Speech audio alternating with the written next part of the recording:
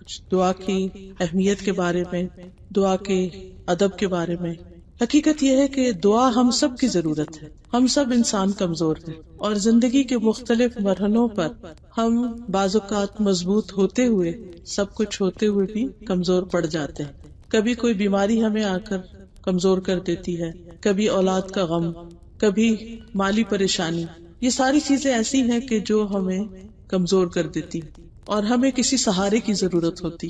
عموماً ہم انسانوں کو اپنا سہارا سمجھتے ہیں، اپنے مسائل بھی ان کے پاس لے کے جاتے ہیں، ان سے حل بھی چاہتے ہیں، لیکن ہم سب کا تجربہ یہی بتاتا ہے کہ بعض اوقات جن انسانوں سے ہم توقعات رکھتے ہیں، ایکسپیکٹیشن رکھتے ہیں، وہ ہماری توقعات پر اس طرح پورا نہیں اترتے۔ وہ ہم سے محبت کرتے ہوئے، ہم سے چاہت رکھتے ہوئے بھی ہماری مدد اس طرح نہیں کر سکتے جس طرح ہم ان سے مدد چاہتے۔ ایسے میں ہمیں ایک ایسی ہستی کے سہارے کی ضرورت ہوتی ہے کہ جو ہمیشہ ہمارے لیے اویلیبل، جو ہماری مدد پر پوری طرح قادر ہو، جو سارے خزانوں کی مالک ہو۔ اور وہ ہم سب جانتے ہیں کہ وہ ہمارے پیدا کرنے والے، ہمارے رب اللہ سبحانہ تعالیٰ کے علاوہ کوئی بھی اور نہیں ہو سکتا، کیونکہ جن انسانوں سے ہم توقعات رکھتے ہیں وہ تو ہماری ہی طرح خود کمزور ہیں۔ جن مادی سہاروں کو، چاہے وہ مال ہو یا اولاد ہو یا کوئی بھی چیز جسے ہم دنیاوی اعتبار سے طاقتور سمجھتے ہیں یا اپنا سہارا سمجھتے ہیں، وہ سب بھی عارضی ہیں، اور اسی وقت ہمارے لیے مددگار ہوتے ہیں جب اللہ تعالیٰ ان کا وسیلہ بنا دے یا اللہ چاہے تو، اور اگر وہ نہ چاہے تو بہت سی چیزیں ہوتے ہوئے بھی کام نہیں بنتا۔ اس لیے اس بات کی بہت شدت سے ہم سب کو ضرورت ہوتی ہے کہ ہم اللہ سبحانہ تعالیٰ کو پکاریں، اس سے مانگیں، اس سے دعا کریں۔ لیکن بعض اوقات ہم دعا کرنا نہیں جانتے ہوتے، یا ہم شرما جاتے، یا ہم اپنے آپ کو یہ سمجھتے کہ ہم تو بہت گناہگار ہیں، اس لیے ہماری دعا تو قبول ہی نہیں ہوگی۔ شیطان ہمیں ہمارے رب سے مایوس کر دیتا ہے اور ہمیں دعا کرنے ہی نہیں دیتا۔ اس لیے بہت ضروری ہے کہ ہم دعا کی اہمیت کو بھی سمجھیں اور پھر اس کے ساتھ ساتھ اس کا طریقہ بھی جانیں تاکہ ہماری دعائیں قبول ہوں۔ قرآن مجید کی جب ابتدا ہوتی ہے سورۃ الفاتحہ سے، اور ہم سورۃ الفاتحہ کے مضامین پر غور کریں تو ہم دیکھتے ہیں کہ سورۃ الفاتحہ دراصل ایک دعا ہی ہے، اور وہ دعا جو ہے اس میں نہ صرف وہ دعا ہے بلکہ دعا کا ادب اور سلیقہ بھی اس میں سکھا دیا گیا ہے کہ اللہ سبحانہ تعالیٰ سے مانگنے کا سلیقہ کیا ہے۔ تو سب سے پہلے تو یہ کہ اس میں اللہ سبحانہ تعالیٰ کی تعریف کی جائے، الحمدللہ۔ پھر یہ کہ اللہ سبحانہ تعالیٰ کے ناموں اور اس کی صفات کو وسیلہ بنایا جائے۔ اسی لیے ہم کہتے ہیں الحمدللہ، سب تعریف اللہ کے لیے ہے، رب العالمین، جو سارے جہانوں کا رب ہے۔ تو رب اللہ سبحانہ تعالیٰ کا نام ہے، اور اس نام کا ہم وسیلہ دیتے ہیں ایک طرح سے کہ تو ہی ہمارا رب ہے، تو نے ہمیں پیدا کیا ہے اور تو ہماری مشکلات سے خوب واقف ہے۔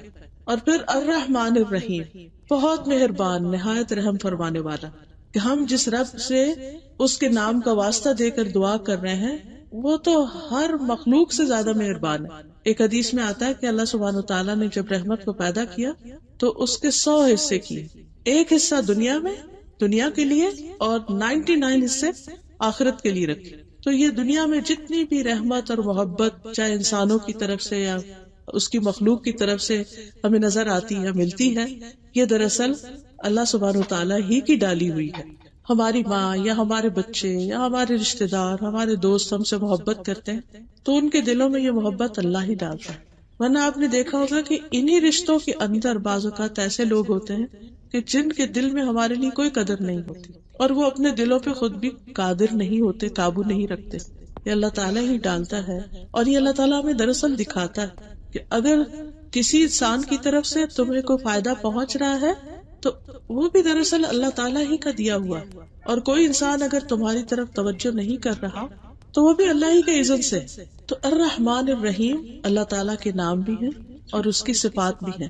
عام طور پر جو بندوں کے نام ہوتے ہیں وہ ان کی صفات نہیں ہوتے۔ کسی کا جو نام ہوتا ہے اس کو بعض اوقات اس کا مطلب بھی نہیں پتا ہوتا، تو وہ نام اس لیے نہیں رکھتے کہ وہ بندہ ایسا ہے، بلکہ جب بچہ پیدا ہوتا ہے تو اس وقت تو نہیں پتا ہوتا کہ کوئی بچہ آئندہ جا کے کیا کرے گا، اور جو نام ہم اس کا رکھ رہے ہیں اچھی نیت اور اچھی توقع کے ساتھ رکھتے ہیں، لیکن ہمیں یہ نہیں یقین ہوتا کہ بڑا ہو کر وہ یہ کام بھی کرے گا۔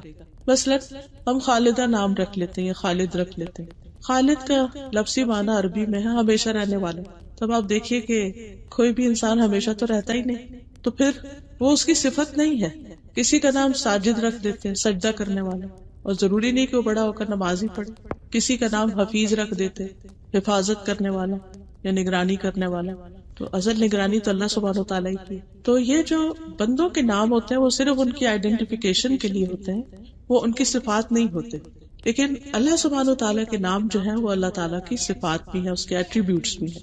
تو اس کی ان دو ناموں یا اس کی ان دو صفات کے ذریعے ہم اللہ کو واسطہ دیتے ہیں کہ اللہ تعالیٰ آپ بہت ہی مہربان ہیں، بہت پیارے ہیں، بہت رحمت فرمانے والے ہیں، آپ میری یہ دعا سن لیں. پھر تیسرا اس کا نام ہے مالک یوم الدین، مالک، کہ اللہ تعالیٰ ہی مالک ہے. اس دنیا کا مالک بھی وہی ہے اور آخرت کا مالک بھی وہی. جہاں تک دنیا کا مالک ہونے کا تعلق ہے تو وہ رب کا لفظ جو ہے اس کے اندر آ جاتا ہے، رب العالمین. اس کا معنی ہوتا ہے خالق، مالک، مدبر. تو دنیا کے علاوہ ہماری آخرت یعنی مرنے کے بعد کی جو زندگی ہے اس کا مالک بھی اللہ ہی ہے، مالک یوم الدین. تو ہم اس نام کا واسطہ دے کر اللہ سے دعا کرتے ہیں. اب آپ دیکھیے کہ اس میں پیدا بھی اللہ نے کیا، رب بھی وہی ہے، مہربانیاں بھی ساری اسی کی ہے، جانا بھی اسی کے پاس ہے. تو پھر ہم کہتے ہیں ایاک نعبد و ایاک نستعین، صرف تیری ہم عبادت کرتے ہیں، و ایاک نستعین، صرف تجھ سے ہم مدد چاہتے ہیں. تو گویا اپنی عبودیت یا اپنی عبادت کا واسطہ دیتے ہیں کہ اللہ ہم تیری عبادت کرتے، تیرے بندے ہیں، اس لیے تیرے سے ہی مدد چاہتے ہیں، تو ہماری مدد کر. جب ہم بندے تیرے ہیں، عبادت تیری کرتے ہیں، تو مدد بھی تجھی سے مانگیں گے، تو ہماری مدد فرما. اور اللہ سبحانہ وتعالیٰ مدد فرماتا ہے. تو پھر اہدنا الصراط المستقیم، ہمیں سیدھے راستے کی ہدایت عطا کر. یہ سیدھا راستہ جو ہے یہ صرف دین کا راستہ ہی نہیں، دنیا کے بھی جتنے معاملات ہیں ان میں ہمیں صحیح گائیڈنس چاہیے ہوتی ہے.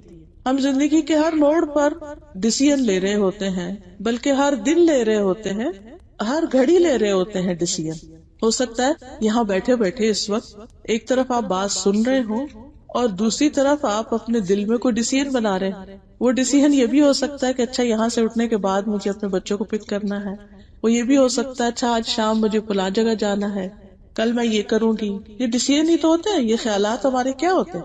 ہم ڈیسائیڈ کر رہے ہوتے ہیں کہ اچھا آگے کیا کرنا ہے، اور زیادہ تر ہمارا مائنڈ اسی چیز میں الجھا رہتا ہے، اچھا اور کیا کرنا، اور کیا کرنا، اور کیا کرنا. کچھ چیزیں تو روٹین کی ہوتی ہیں، لیکن کچھ چیزیں ایسی ہوتی ہیں کہ جو ہماری مرضی کے خلاف بھی ہوتی ہیں. کچھ چیزیں ایسی ہوتی ہیں کہ جو ہماری مرضی کے عین مطابق ہوتی ہیں، ہماری پسند کی ہوتی ہیں، کچھ ہماری ناپسند کی ہوتی ہیں، لیکن ہمیں کرنی چاہیے ہوتی ہیں. مثلا کوئی ایسا رشتہ دار بیمار ہو گیا جس سے آپ کی کوئی بول چال نہیں، اب وہ بیمار ہے، ہاسپٹلائزڈ ہے، اب آپ کا ضمیر آپ کو کہتا ہے جاؤ اس کی عادت کرو، اس کو دیکھ لو، کیا پتہ زندگی کا چلا ہی نہ جائے دنیا سے. لیکن آپ کی انا کہتی نو نو نو، اس نے مجھے اس طرح اور اس طرح ہرٹ کیا، میں تو نہیں جاؤں گی. پھر آپ کو خیال آتا ہے نہیں وہ میں نے فلاں درس میں سنا تھا کہ رشتوں کو جوڑنا چاہیے، خیال رکھنا چاہیے، چلو میں چلی جاتی ہوں. پھر تھوڑی دیر کے بعد آپ کو آتا ہے کہ جب میرے دل میں ہی نہیں تو میں کیا منافقت کروں، کیوں جاؤں. یعنی انسان اپ اینڈ ڈاؤن سوچتا رہتا ہے. پھر آخر کار آپ ایک ڈیسیژن بنا لیتے، یا چلے جاتے یا نہیں چلے جاتے، یہ دونوں ہی آپ کے ڈیسیژن ہیں. اب اس میں رائٹ ڈیسیژن کیا تھا، اللہ کا پسندیدہ ڈیسیژن کیا تھا، وہ ہونا چاہیے تھا دراصل آپ کے ڈیسیژن. اس کے لیے ہم بعض اوقات ہمیں پتہ بھی ہوتا ہے یہ زیادہ صحیح بات ہے، لیکن ہم اپنی ویکنس کی وجہ سے نہیں کر پاتے، تو ہمیں اس پر اللہ سے مدد چاہیے ہوتی ہے. اہدنا الصراط المستقیم، اللہ ہمیں سیدھا راستہ دکھا، ہمیں رائٹ چوائسز اور رائٹ ڈیسیژن لینے کی توفیق عطا فرما. اور دین کے معاملے میں تو ہے ہی کہ ہم اپنی زندگی اس طرح گزاریں کہ اس زندگی کے آخر میں ہم جب اللہ سے ملاقات کریں، تو ہم سب کو کرنا ہی ہے نا. اسی لیے جب کوئی فوت ہوتا ہے تو ہم کیا کہتے ہیں، انا للہ و انا الیہ راجعون، بے شک ہم اللہ کے لیے ہیں اور ہم اسی کی طرح واپس جانے والے. تو گویا ہم میں سے ہر شخص کو اس بات کا تو اچھی طرح اندازہ ہے کہ اسے ایک دن اللہ سبحانہ تعالیٰ کے سامنے جا کے کھڑے ہونا ہے. اس سے ہم بھاگ نہیں سکتے، کہیں نکل ہی نہیں سکتے. تو پھر ہمیں اس بات کی فکر بھی ضرور آتی ہے کہ کیا منہ لے کے جائیں گے. جب دنیا میں ہم کسی کے ساتھ بگاڑ کے رکھتے ہیں نا تو پھر اس کا سامنا نہیں کر سکتے. ایک چھوٹا بچہ ہی ہوتا ہے نا، تو اگر ماں کی بات نہیں مانتا یا ماں کے ساتھ کچھ غلط کرتا ہے تو پھر وہ ماں کے سامنے آتے ہوئے کتراتا ہے، شرماتا ہے. تو ہمیں بھی اس بات کی وقتاً فوقتاً فکر تو ہوتی ہے کہ ہم جب فوت ہو جائیں گے، اللہ کے پاس جائیں گے، کیا منہ لے کے جائیں گے. تو پھر بھی ہمارے دل میں ہول اٹھتا ہے تو ہم دعا کرتے ہیں اہدنا الصراط المستقیم، اللہ تعالیٰ آپ ہمیں سیدھا راستہ دکھا دیں. کون سا سیدھا راستہ؟ صراط الذین انعمت علیہم ان لوگوں کا راستہ جن پر تو نے انعام کیا ہے. غیر المغضوب علیہم، ان کا راستہ نہیں چاہیے جن پر تیرا غضب نازل، جن سے تو ناراض ہوا. ہم سے تو انسانوں کا غضب برداشت نہیں ہوتا، اللہ کا کیسے ہوگا؟ سوچئے اگر آپ کا شوہر آپ سے ناراض ہو جائے، چاہے آپ رائٹ ہی کیوں نہ ہو، چاہے وہ رانگ ہی کیوں نہ ہو، پھر بھی اس کے بعد کیا آپ کی فیلنگ ہوتی ہے؟ آپ کے پیرنٹس ناراض ہو جائیں، آپ کے بہن بھائی ناراض ہو جائیں، آپ کی اچھی دوست کوئی ناراض ہو جائے، تو وہ ناراضگی ہمارے دل پہ بڑی بوجھل ہوتی ہے. بندوں کی ناراضگی، بندوں کا غصہ وہ ہمیں تکلیف دیتا ہے، تو کیا اللہ سبحانہ وتعالیٰ کا غصہ ہمیں تکلیف نہیں دے گا؟ تو ہم یہ دعا کرتے ہیں کہ اللہ تعالیٰ ہمیں اپنے ناراضگی سے محفوظ رکھنا، ہم وہ کام نہ کریں جن کو دیکھ کر تو ہم پر ناراض ہو. تھوڑی دیر کے لیے امیجن کیجئے کہ آپ اپنے بچے کو دیکھ رہے ہیں کہ سردی کا موسم ہے اور وہ بغیر کپڑوں کو باہر نکلنے لگے، تو ایک دم آپ پیچھے سے کیا کریں گے؟ کیسے اس کو آواز دیں گے؟ ایک دم شاؤٹ کریں گے، کدھر جا رہے ہو تم، واپس آؤ، کپڑے پہنو، کچھ نہ کچھ اس کے ساتھ کریں گے. آپ تو اس سے اتنی محبت کرتے ہیں، آپ کیوں اس پہ شاؤٹ کر رہے ہیں؟ آپ کیوں ناراض ہو رہے ہیں؟ وائی؟ کیونکہ وہ غلط کام کر رہا ہے جو اس کے لیے نقصان دہ. کیا اس کا غلط کام کرنا آپ کو کوئی تکلیف دے گا؟ اگر بچہ سردی میں باہر نکل جاتا بغیر کچھ پہنے، آپ کا کیا جاتا ہے؟ بخار تو اس کو ہوگا، سردی تو اس کو لگے گی، تکلیف تو اس کو ہوگی، ہونے دیں. نہیں، آپ اس سے محبت کرتے ہیں، آپ کو نہیں اچھا لگتا کہ وہ تکلیف میں ہو. ایسے اللہ تعالیٰ کی ہم مخلوق ہیں، اللہ ہم سے محبت کرتا ہے، اس کو پسند نہیں ہے کہ ہم مصیبت میں پڑے، لہٰذا وہ ہم سے ناراض ہوتا ہے اور اپنی ناراضگی کا اظہار بھی کرتا ہے. کچھ تو اس نے اپنے کتاب میں بتا دیا کہ کن کن باتوں سے وہ ناراض ہوتا ہے، کن کن چیزوں سے محبت کرتا ہے، اور بار بار پھر چانس بھی دیتا ہے کہ ٹھیک ہو جاؤ، ٹھیک ہو جاؤ. نہیں ہوتے ہم، الٹیمیٹلی پھر وہ سزا بھی دیتا ہے جو اس کا حق ہے. پھر تو غیر المغضوب، اللہ تعالیٰ ہم ایسے کام نہ کریں، اس راستے پہ نہ چلیں کہ جو اللہ کو ناراض کرے اور الٹیمیٹلی ہمارے لیے نقصان کا باعث ہو. ولا الضالین، اور نہ بھٹکنے والوں کا راستہ، ہمیں وہ بھی نہیں چاہیے کہ جو اپنے اصل منزل ہی کو کھو دیں اور اپنا راستہ. کیونکہ آپ دیکھیے گھر سے نکلنے کے بعد جب آپ ڈرائیو کر رہے ہوتے ہیں تو سب سے زیادہ فکر کس بات کی ہوتی ہے؟ کہ خاص طور پہ جب نئی جگہ جا رہے ہوں کہ آپ صحیح وقت پر صحیح جگہ پہنچ جائیں، اور بار بار میک شور کرتے ہیں کہ میں نے نمبر صحیح ڈالا، گھر کا لوکیشن صحیح ڈالی. اور پھر لوکیشن ڈالنے کے باوجود بھی آپ آنکھیں بند نہیں کر لیتے، آپ دیکھتے رہتے ہیں یہ کدھر لے جا رہا ہے، مجھے جی پی ایس کدھر لے کے جا رہا ہے، آپ کو یہ گوگل میپ کدھر لے کے جا رہا ہے، ادھر. پھر بھی آپ الرٹ رہتے ہیں. کیوں؟ جانے دیں اس کو اور چلتے جائیں. آپ بھی نہیں، آپ کو صحیح جگہ پہنچنا ہے، کیونکہ غلط جگہ پہنچ کر تو آپ مصیبت میں پڑیں گے، آپ کا کام ہی نہیں ہوگا. اسی طرح اگر ہم غلط راستے پہ چل پڑے، گم کر دیا ہم نے اپنا راستہ، تو ہم اس اصل منزل پہ نہیں پہنچ سکتے. وہ گھر نہیں ملے گا ہمیں. کون سا گھر؟ وہ جنت والا گھر. وہ گھر جو ہے اس تک پہنچنے کے لیے صحیح ڈائریکشن پہ جانا بہت ضروری. تو وہ ہم اللہ تعالیٰ سے بار بار دعا کرتے رہتے ہیں کہ اللہ تعالیٰ ہمیں بھٹکنے سے بچانا، گم ہونے سے بچانا. ہم لاسٹ نہیں ہونا چاہتے، ہم اسی میں ہی پہنچنا چاہتے، کہیں اور نہیں جانا چاہتے. دنیا میں تو یہ ہوتا ہے نا، نہیں ملا گھر، نہیں ملی جگہ تو کیا ہوتا ہے، اب واپس آ جاتے ہیں، تھوڑی دیر موڈ آف ہوتا ہے، اس سے ٹھیک ہو جاتے ہیں. لیکن وہاں تو نہ واپسی کا راستہ ہے اور نہ ہی پھر کوئی اور اچھی جگہ. وہاں دوسرا راستہ تو انتہائی جہنم کی کھائی ہے، تو بہت ہی تکلیف دہ ہے. تو اس لیے ہم سورۃ الفاتحہ میں دعا کر رہے ہوتے ہیں، جس میں دعا کا ادب بھی بتا دیا گیا، یہ بھی بتا دیا گیا کیا مانگو، اور ساتھ ہی یہ کہ کس طرح مانگو، اس میں کیا چیزیں نہ ہو. تو دعا مانگنے میں جو سب سے اہم سلیقہ اور طریقہ ہے یا سب سے اہم ادب ہے، وہ ہے اللہ سبحانہ تعالیٰ کی حمد و ثنا کرنا، اللہ کی تعریف کرنا. جب بھی آپ دعا کریں تو حمد و ثنا ضرور کریں. اس میں ڈفرنٹ ورژنز ہیں، لمبی سے لمبی تعریف بھی ہو سکتی ہے اور ایک لفظ کے ساتھ بھی تعریف ہو سکتی. جب آپ کہتے ہیں یا رب، تو رب کیا ہے؟ اللہ تعالیٰ کی صفت. تو ایک طرح سے آپ نے تعریف ہی کر دی اپنے رب کی، اس کا نام لے لیے یا رحمان، کیونکہ اللہ تعالیٰ خود فرماتے ہیں وَلِلَّهِ الْأَسْمَاءُ الْحُسْنَى فَادْعُوهُ بِهَا، اللہ کے لیے ہے اچھے اچھے نام، ان ناموں کے ساتھ اس کو پکارو. تو ہم نے پھر اللہ کی تعریف کی. اور اگر آپ کے پاس زیادہ وقت ہے تو آپ اللہ تعالیٰ کی زیادہ تعریف کر لیں. اور تعریف کیوں کریں؟ اس لیے کہ ہر چیز اسی کی ہے. للہ ما فی السماوات والارض، اللہ ہی کے لیے ہر وہ چیز جو آسمان و زمین میں ہے. ان اللہ هو الغنی الحمید، بے شک اللہ وہی غنی ہے، بے نیاز ہے، تعریف والا ہے، حمد و ثنا کے لائق وہی ہے. ہم دیکھیں دنیا میں اگر کسی کے پاس کوئی چھوٹی سی بھی اچھی چیز ہوتی ہے نا، تو ہم اس کی تعریف کرتے ہیں، یا اس چیز کی تعریف کرتے ہیں، اس کے مالک کی تعریف کرتے ہیں. بس کسی کے بچے اچھے ہوں پیارے ہوں، کسی کے بس اچھے کپڑے اس نے پہنے ہوئے، جیولری، تو ہم تعریف کے بغیر رہتے نہیں. یعنی یہ نہیں ہوتا کہ وہ ہمیں کہتا ہے ہمیں تعریف کرو، بلکہ ہم دیکھتے ہی ہمارا دل کرتا ہے کہ ہم تعریف کریں، کیونکہ ہمیں خوشی ہوتی ہے اپریشیٹ کر کے، اچھا لگتا ہے، خود کو اچھا لگتا ہے. کیونکہ جو قابل تعریف چیز ہوتی ہے اس کی تعریف کرنا ہی ہماری صحت کے لیے اچھا ہے. اگر ہم اپریشیٹ نہیں کرنا جانتے تو دراصل اپنے آپ کو ہی پریشان رکھتے ہیں. اور آپ نے دیکھا کہ زندگی میں کچھ ایسے لوگ بھی ہوتے ہیں بہت منفی نیگیٹو تھنکنگ ہوتی ہے ان کی، ہر چیز میں نقص ڈھونڈ لیتے ہیں. کریٹیکل ہونا بہت اچھی بات ہے، لیکن اوور کریٹیکل ہونا کہ جس میں آپ کو خوبی تو کوئی نظر ہی نہ آئے، ہر چیز میں نقص ہی نقص نظر آئے، یہ بلائے جان ہوتا ہے انسان کے لیے، اپنے لیے بھی دوسروں کے لیے. ایسے لوگ اپنے آپ کو بھی تکلیف میں ڈالے رکھتے ہیں اور دوسروں کو بھی تکلیف میں ڈالتے ہیں. تو جس شخص کے اندر یہ عادت ہوتی ہے نا کہ وہ ہر چیز میں سے کوئی نہ کوئی بہتری کا، بھلائی کا، خیر کا، اچھائی کا پہلو نکال لیتا ہے اور پھر اس کا ذکر کرتا ہے، اس کو مینشن کرتا ہے، ایسا شخص دنیا میں خوش رہ سکتا ہے، یہاں بھی خوش رہ لیتا ہے.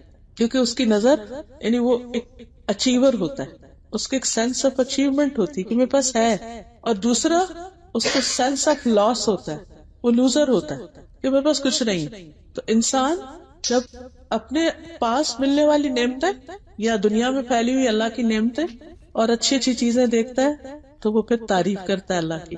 اور سب سے زیادہ اللہ تعالیٰ ہی اس بات کا حقدار ہے کہ اس کی تعریف کی جائے، اور اس کو پسند بھی بہت ہے. یعنی ہمارے رب کو تعریف پسند ہے، تو جو چیز ہمارے رب کو پسند ہے وہ کرنا ہمارے ہی فائدے میں ہے. مثلاً جب آپ لوگوں سے بھی ڈیل کر رہے ہوتے ہیں اور آپ کو پتا ہو ان کی پسند کیا، چوائس کیا ہے، اس کے مطابق آپ کام کرتے ہیں تو آپ کو بھی خوشی ہوتی ہے، دوسرے کو بھی ہوتی ہے. اب آپ دیکھیے کہ مثلاً حمد کا ایک ورژن یوں بھی ہے، اللہم ربنا لک الحمد ملء السماوات وملء الارض وما بینہما وملء ما شئت من شیء بعد اہل الثناء والمجد لا مانع لما اعطیت ولا معطی لما منعت ولا ينفع ذا الجد منک الجد. اے اللہ، اے ہمارے رب، تیرے ہی لیے تمام تعریف ہے، آسمان بھر اور زمین بھر. اتنی تعریف کہ آسمان بھر جائے اور اتنی کہ زمین پوری بھر جائے، اور ان دونوں کے درمیان کی وسعت بھر، اور اس کے بعد جو تو چاہے اس کی وسعت بھر لے. اے تعریف اور بزرگی والے، جو تو عطا کرے اسے کوئی چھین نہیں سکتا، جس سے تو محروم کر دے وہ کوئی دے نہیں سکتا، اور نہ کسی مرتبے والے کو تیرے سامنے اس کا مرتبہ کوئی فائدہ دے سکتا ہے. دنیا میں کوئی وائٹ ہاؤس کا ہی مالک کیوں نہ ہو جائے، لیکن اس کو فائدہ نہیں دے سکتا وہ سب کچھ اللہ کے سامنے. اللہ سبحانہ تعالیٰ کے سامنے انسان کی جو عاجزی ہے اور اس کی جو عبودیت ہے اور اس کا جو اللہ کے سامنے جھکنا ہے وہ اللہ کو پسند ہے. انسان سب سے زیادہ قریب اپنے رب کے اس وقت ہوتا ہے جب وہ سجدے کی حالت میں ہوتا ہے. پھر اسی طرح اللہ سبحانہ تعالیٰ نے انسان کو جب پیدا کیا تو پہلے الفاظ جو انسان کو سکھائے یا پہلے الفاظ جو انسان کے منہ سے نکلے وہ الحمدللہ کے تھے. حضرت انس کہتے ہیں کہ جب اللہ تعالیٰ نے آدم علیہ السلام نے روح پھونکی اور روح جب ان کے سر تک پہنچی تو انہوں نے چھینک ماری اور کہا الحمدللہ رب العالمین. تو اللہ تبارک تعالیٰ نے ان سے فرمایا یرحمک اللہ، اللہ تجھ پہ رحم کرے. یعنی ان کو ایک طرح سے ادب سکھایا اس کا جواب کیا ہوگا. اور یہ حقیقت ہے کہ ہم نماز کا آغاز بھی اس سے کرتے ہیں، یعنی سورۃ الفاتحہ میں. پھر اسی طرح قرآن مجید میں آتا ہے وَهُوَ اللَّهُ لَا إِلَٰهَ إِلَّا هُوَ لَهُ الْحَمْدُ فِي الْأُولَىٰ وَالْآخِرَةِ وَلَهُ الْحُكْمُ وَإِلَيْهِ تُرْجَعُونَ. اور وہی اللہ ہے جس کے سوا کوئی معبود نہیں، اسی کے لیے دنیا اور آخرت میں سب تعریف ہے، اولا بھی، اول بھی اور آخر بھی، اور اسی کے لیے حکم اور اسی کی طرف تم لوٹائے جاؤ گے. پھر اسی طرح آپ دیکھیے کہ سورۃ الفاتحہ جو ہے اس میں آغاز اللہ سبحانہ تعالیٰ کی تعریف سے ہوتا ہے. اور جیسے میں نے پہلے بھی عرض کیا کہ ہم یا تعریف جو ہے اللہ تعالیٰ کو بہت زیادہ محبوب ہے. اسود کہتے ہیں میں ایک شاعر تھا، میں نبی صلی اللہ علیہ وسلم کی خدمت میں حاضر ہوا. میں نے عرض کی یا رسول اللہ، میں نے شعروں میں اپنے رب کی حمد کی ہے، مدح کی ہے. کہ ہمارے یہاں بھی وہ حمد لکھتے ہیں. فرمایا تمہارا رب حمد کو پسند کرتا ہے. رسول اللہ صلی اللہ علیہ وسلم نے فرمایا ما من شیء احب الی اللہ من الحمد، حمد سے بڑھ کر کوئی چیز اللہ کو زیادہ محبوب نہیں. یعنی جب ہم اللہ کی تعریف بیان کر رہے ہوتے ہیں تو یہ چیز اللہ تعالیٰ کو بے حد پسند آتی، بے حد محبوب ہوتی ہے. اور جو لوگ اللہ کی حمد و ثنا کے لیے اکٹھے ہوتے ہیں فرشتے ان کو گھیر لیتے. آپ نے فرمایا اللہ کے کچھ فرشتے ایسے ہیں جو راستوں میں پھرتے رہتے ہیں اور اللہ کا ذکر کرنے والوں کو ڈھونڈتے رہتے ہیں، پھر جہاں وہ کچھ ایسے لوگوں کو پا لیتے ہیں جو اللہ کے ذکر میں مصروف ہوتے ہیں تو ایک دوسرے کو آواز دیتے ہیں کہ اپنی حاجت کی طرف آؤ۔ فرمایا پھر وہ آسمان دنیا تک اپنے پروں سے ان کو گھیر لیتے ہیں، یعنی فرشتے ان کے اوپر اپنے پر کر لیتے ہیں۔ فرمایا پھر ان کا رب ان سے پوچھتا ہے، حالانکہ وہ اپنے بندوں کے متعلق خود بھی خوب جانتا ہے کہ میرے بندے کیا کہہ رہے تھے۔ وہ جواب دیتے وہ تیری تسبیح کر رہے تھے، تیری بڑائی بیان کر رہے تھے، تیری حمد کر رہے تھے، تیری بڑائی بیان کرتے تھے۔ اللہ تعالیٰ پوچھتا ہے کیا انہوں نے مجھے دیکھا ہے؟ تو وہ جواب دیتے نہیں، اللہ کی قسم انہوں نے تجھے نہیں دیکھا۔ اس پر اللہ تعالیٰ فرماتے ہیں اگر وہ دیکھ لیتے تو ان کا حال کیا ہوتا۔ فرمایا کہ وہ جواب دیتے ہیں کہ اگر وہ تیرا دیدار کر لیتے تو تیری عبادت اور بھی زیادہ کرتے، تیری بڑائی اور ہم سب سے زیادہ بیان کرتے، تیری تعریف سب سے زیادہ کرتے۔ پھر اللہ تعالیٰ ان سے پوچھتے کہ وہ کیا مانگتے ہیں؟ فرشتے کہتے ہیں وہ جنت مانگتے ہیں۔ اللہ تعالیٰ پوچھتے ہیں جنت کو دیکھا؟ کہتے ہیں نہیں۔ فرشتے کہ جنت کو دیکھ لے تو کیا کریں؟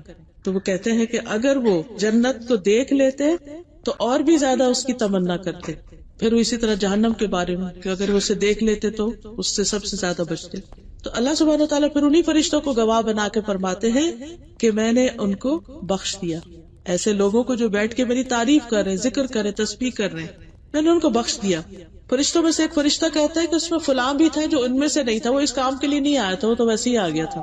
اللہ تعالیٰ فرماتے ہیں یہ وہ لوگ ہیں جن کی مجلس میں بیٹھنے والا بھی نامراد نہیں ہوتا، یعنی اس کو بھی حصہ مل جاتا ہے۔ پھر یہ یاد رکھیے کہ ہم جتنی اللہ کی تعریف زیادہ کریں گے قیامت کے دن اتنا ہی مقام زیادہ ہوگا۔ حدیث میں آتا ہے افضل عباد اللہ تعالی یوم القیامت الحمادون، قیامت کے دن اللہ کے افضل بندے وہ ہوں گے جو کثرت سے اللہ کی حمد بیان کرنے والے ہیں، یعنی جو جتنی زیادہ تعریف کرے گا اتنی ہی زیادہ اللہ کی قربت پائے گا۔ پھر اسی طرح ہم اللہ کی حمد میں ایک تو کہتے ہیں نا الحمدللہ اور ایک کہتے ہیں سبحان اللہ۔ سبحان اللہ کا مطلب ہے اللہ تعالیٰ پاک ہے ہر عیب سے، نقص سے۔ اس سے اس کی حمد یا اس کی تعریف کی کمپلیشن ہوتی ہے، یعنی ایک تو ہے کہ اللہ کی تعریف ہے کیونکہ وہ ایسا اور ایسا ہے، اور ایک یہ ہے کہ اللہ تعالیٰ کی تعریف اس بنا پر کہ اس کے اندر کوئی بھی نقص اور عیب نہیں ہے۔ تو عموماً ہم پڑھتے ہیں یہ کلمہ سبحان اللہ و بحمدہ سبحان اللہ العظیم، پاک ہے اللہ ساتھ اپنی تعریف کے، پاک ہے اللہ جو بہت ہی عظیم ہے۔ اور یہ جو کلمات ہیں دو، سبحان اللہ و بحمدہ سبحان اللہ العظیم، حدیث میں آتا ہے دو کلمے ایسے ہیں جو رحمان کو بہت محبوب ہیں، اللہ کو بہت پیارے ہیں، اللہ کو ہم بہت پیاری ہے نا، تو اس میں کمپلیٹ حمد ہے، سبحان اللہ بھی اور و بحمدہ بھی۔ فرمایا ایسے کلمات ہیں جو رحمان کو بہت محبوب ہیں، زبان پہ بہت ہلکے پھلکے، لیکن قیامت کے دن ترازو میں بہت بھاری ہوں گے۔ تو اس لیے ان کلمات کی ہمیں کثرت کرنی چاہیے، خصوصاً اگر ہم کوئی دعا کرنے لگے تو اس سے پہلے کچھ دفعہ پڑھ لیں۔ اور ہے بھی سبحان اللہ و بحمدہ ایک کلمہ اور سبحان اللہ العظیم دوسرا کلمہ۔ اور پھر یہ کہ زبان پہ بولنے میں مشکل نہیں، کچھ الفاظ ایسے ہوتے ہیں کہ جو مشکل سے ہی زبان پہ چڑھتے ہیں، آپ سب نے نوٹس کیا ہوگا، چاہے اردو کے ہوں، انگریزی کے ہوں، عربی کے ہوں، ان کو پڑھنے میں ہمیں مشکل ہوتی ہے۔ اور خصوصاً جب شروع میں کوئی چیز سیکھ رہے ہوتے ہیں، جیسے بچے ہیں تو ان کو آپ ایک چیز اتنی دفعہ کہلواتے اتنی دفعہ کہلاتے جب جا کر ان کی زبان پہ چڑھتی، لیکن اگر آپ بچوں سے بھی کہنا سبحان اللہ کو تو ایزیلی کہیں گے، آسانی سے کہہ دیں گے، مشکل نہیں ہوگی ان کو، بلکہ ان کو بچپن سے سکھا دینا چاہیے۔ عموماً میری کوشش ہوتی ہے کہ بچے جیسے گاڑی پر بیٹھے ہیں تو آپ کو اچھا چلے جنت میں ٹریز لگائیں، سبحان اللہ کہیں، سبحان اللہ پڑھنا شروع کریں۔ تو واقعی کچھ بچے کافی دیر تک سبحان اللہ انگلیوں بھی گن گن کے پڑھ رہے ہوتے ہیں، کیونکہ عادت اگر بچپن سے پڑھ جائے تو بڑے ہو کر ذکر کرنا مشکل نہیں ہوتا۔ اور پھر یہ کہ چونکہ آسان ہے، ہلکے ہیں، ان کا فائدہ بہت ہے۔ اور میزان کتنا ہے؟ میزان سے مراد وہ اسکیل ہے جو قیامت کے دن ہوگا، اس میں بہت بھاری ہوں گے۔ اس کے بارے میں حدیث میں آتا ہے کہ قیامت کے دن اتنے بڑے بڑے اسکیل رکھے جائیں گے کہ اگر آسمان اور زمین کو اس میں رکھ کے تولا جائے تو وہ بھی اس کے اندر آ جائیں گے۔ سوچئے وہ اسکیل کتنا بڑا ہوگا جس میں زمین اور آسمان بھی سما جائیں، تولے جائیں۔ فرشتے پوچھیں گے یا رب یہ ترازو کس کے لیے وزن کرے گا، یعنی اتنا بڑا ترازو یہ کیا اس میں رکھنا ہے نا؟ اللہ تعالیٰ فرمائیں گے میں اپنی مخلوق میں سے جس کے لیے چاہوں گا.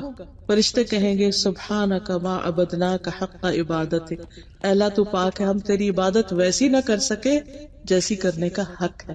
یعنی تیرے پاس دینے کے لیے، ثواب کے لیے تو اتنا کچھ ہے، لیکن ہمارے پاس اللہ کو دینے کے لیے کتنا وقت ہے، کتنی عبادت ہے، کتنا ذکر ہے، کتنی تلاوت ہے، کتنا صدقہ خیرات ہے. ہم سب اچھی طرح جانتے ہیں ہم کیا کریں. ہماری بیسٹ چیزیں دنیا کے لیے، بیسٹ ایفرٹ، ٹائم، منی، بچے، ہر چیز، کہ وہ جو وہاں ملنے والا ہے اس کی طرف توجہ کم ہے. تو بہرحال فرشتے اگر یہ کہہ رہے سبحانک ما عبدناک حق عبادتک، اور وہ فرشتے جو دن رات اللہ کی تسبیح کرتے انہوں نے کبھی کوئی غلط بات منہ سے نکالی ہی نہیں، تو ہم کہاں کھڑے. تو بہرحال سبحان اللہ جب انسان کہتا ہے تو اس کا مطلب یہ ہے کہ اللہ سبحانہ وتعالی ہر کمزوری سے پاک ہے، ہر عیب سے پاک ہے، ہر شریک سے پاک ہے. کوئی اس جیسا نہیں، اس کو موت نہیں آئے گی، اس کو نیند نہیں آتی، اس کو اونگ نہیں آتی، اسے کسی کی مدد نہیں چاہیے. وہ ہر چیز میں پرفیکٹ ہے، ساری صفات میں کامل. یعنی انسان میں ہوتا نا کہ کوئی ایک چیز، ہم سب کو پتا ہے کہ ہماری کچھ اسٹرینتھس ہوتی ہے، کچھ ویکنیسز ہوتی ہیں. اللہ سبحانہ وتعالیٰ کی کوئی ویکنیس نہیں، ساری ہی اسٹرینتھس ہیں. جتنی بھی اس کی صفات ہیں جو انسانوں کو معلوم ہے، ان سب کے اندر وہ پرفیکٹ ہے. اللہ تعالیٰ کو نہ تھکاوٹ آتی، نہ بوریت ہوتی. پھر اللہ تعالیٰ مخلوق کی مشابہت سے پاک ہے، یعنی مخلوق میں سے، کریشن میں سے کوئی ایسا نہیں جو اللہ کی طرح ہو. پھر اسی طرح ہم کہتے ہیں سبحان اللہ العظیم، تو اللہ تعالیٰ کی عظمت بیان کرتے ہیں کہ اللہ تعالیٰ بہت بڑا ہے. لہو ما فی السماوات و ما فی الارض وہو العلی العظیم. آیت الکرسی میں ہم بار بار یہ کہہ رہے ہوتے ہیں. پھر ہم دعا بھی مانگتے ہیں اللہ کے چہرے کا وسیلہ دے کر جس سے بڑی کوئی چیز نہیں. اعوذ بوجہ اللہ العظیم الذی لیس شیء اعظم منہ، کہ میں اللہ کے چہرے کی پناہ لیتا ہوں جس سے بڑی کوئی چیز، عظیم کوئی چیز نہیں، عظمت والی کوئی چیز نہیں. پھر اسی طرح اللہ تعالیٰ اپنی صفات میں عظیم ہے، اپنی قدرت میں عظیم ہے، عرش عظیم کا مالک ہے. جو چیز بھی اس کے ساتھ اس سے متعلق ہے ان سب کے اندر عظمت ہے. پھر یہ بھی یاد رکھیے کہ تسبیح اگرچہ ہم والنٹریلی کرتے ہیں لیکن اس کا ہمیں حکم بھی دیا گیا ہے. خاص طور پر نبی صلی اللہ علیہ وسلم کو سبح اسم ربک الاعلی، اپنے رب کے نام کی تسبیح کریں جو سب سے بلند ہے، الاعلی ہے. اور ایک اور جگہ پر فسبح بحمد ربک وکن من الساجدین. ایک اور جگہ پر یا ایھا الذین آمنوا اذکروا اللہ ذکرا کثیرا وسبحوہ بکرۃ واصیلا. اے لوگو جو ایمان لائے اللہ کو بہت زیادہ یاد کرو، صبح اور شام اس کی تسبیح کرو. تو الحمدللہ ہم نمازوں میں بھی جو لوگ نماز کی پابندی کرتے ہیں وہ اس حکم کو مانتے ہیں. سجدے میں سبحان ربی الاعلی کہتے ہیں، رکوع میں سبحان ربی العظیم کہتے ہیں. پھر اسی طرح صبح و شام کی دعاؤں میں اللہ کی تسبیح کر رہے ہوتے ہیں. نبی صلی اللہ علیہ وسلم نے فرمایا کہ آسمان چرچرا رہا ہے اور اس کا حق ہے کہ وہ چرچرائے. قسم اس ذات کی جس کے قبضے میں محمد صلی اللہ علیہ وسلم کی جان. وہاں ایک بالش جگہ بھی ایسی نہیں جہاں کوئی فرشتہ اپنی پیشانی رکھے اللہ کی حمد کے ساتھ اس کی تسبیح نہ کر رہا ہو.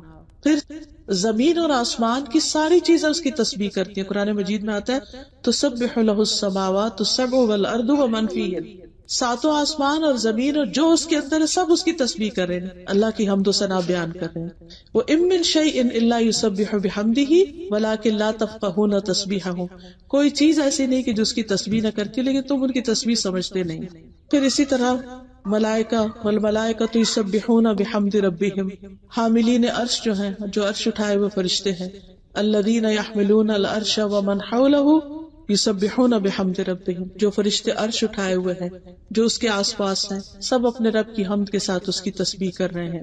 چیونٹیاں اپنے بلوں میں اللہ کی تسبیح کرتی ہیں. پھر اسی طرح تمام مخلوق کے رزق کی کنجی تسبیح ہے. نوح علیہ السلام کی وفات کا وقت جب آیا تو انہوں نے اپنے بیٹے کو نصیحت کی کہ بیٹا میں تمہیں ایک وصیت کرتا ہوں، اور وہ یہ کہ سبحان اللہ و بحمدہ کا ورد کرتے رہنا.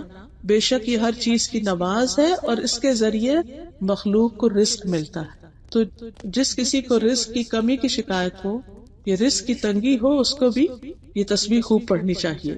پھر اسی طرح جب انسان سبحان اللہ کہتا ہے تو اللہ تعالیٰ فرماتے ہیں تم نے سچ کہا. جب انسان الحمدللہ کہتا ہے تو اللہ تعالیٰ فرماتے ہیں تو انہیں سچ کہا.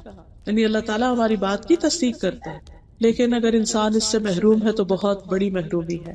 حدیث میں آتا ہے کہ جب سورج چڑھتا ہے ساری مخلوق تسبیح کرتی ہے سوائے شیطان میں سے اور اولاد آدم میں سے جو بدترین مخلوق ہیں وہ نہیں تسبیح کرتے، اس وقت سوئے رہتے ہیں۔ جب سورج نکلتا ہے تو اس وقت سونا بہت ناپسندیدہ ہے۔ آپ نے دیکھا ہوگا جو ہی سورج کی کرنیں نکلتے ہیں پرندے بولنا شروع ہو جاتے ہیں، تسبیح شروع کر دیتے ہیں، باقی مخلوق بھی تسبیح کرنے لگتی۔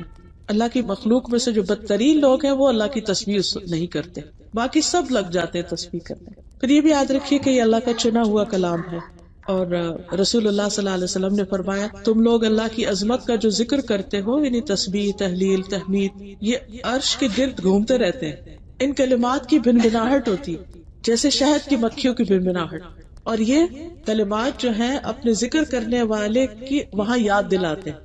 کیا تم میں سے کوئی نہیں چاہتا کہ اس کے لیے کوئی ایسا ہو یا ہمیشہ اللہ کے ہاں اس کی کوئی یاد دلاتا رہے؟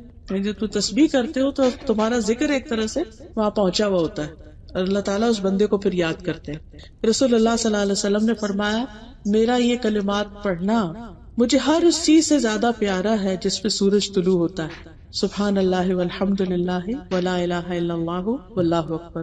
اور جب انسان یہ تسبیح پڑھتا ہے الحمدللہ میزان کو بھر دیتا ہے، سبحان اللہ اور الحمدللہ بھی میزان کو بھرتے ہیں، یہ جو زمین اور آسمان کے درمیان کی جگہ اس سب کو ثواب سے بھر دیتے ہیں۔ پھر اسی طرح انسان کے جہاں ایک طرف نیکیاں ملتی ہیں وہاں دوسری طرف گناہ بھی مٹائے جاتے ہیں، خطائیں مٹا دی جاتی ہیں، گناہ جھڑ جاتے ہیں۔ آپ نے فرمایا بے شک الحمدللہ و سبحان اللہ ولا الہ الا اللہ واللہ اکبر کہنے سے بندے کے گناہ اس طرح جھڑتے ہیں جس طرح درخت کے پتے۔ آپ ایک ایسے درخت کے پاس سے گزر رہے تھے جو سوکھا ہوا تھا، جیسے فال میں گرتے ہیں۔ سورج غروب ہونے سے پہلے 100 دفعہ سبحان اللہ کہنا جو ہے یہ 100 اونٹوں سے بہتر ہے۔ یعنی انسان کو 100 اونٹ مل جائیں اس دولت سے بڑی دولت ہے اگر کسی کو توفیق ہو جائے کہ عصر کے بعد 100 دفعہ سبحان اللہ کی تسبیح کر لے۔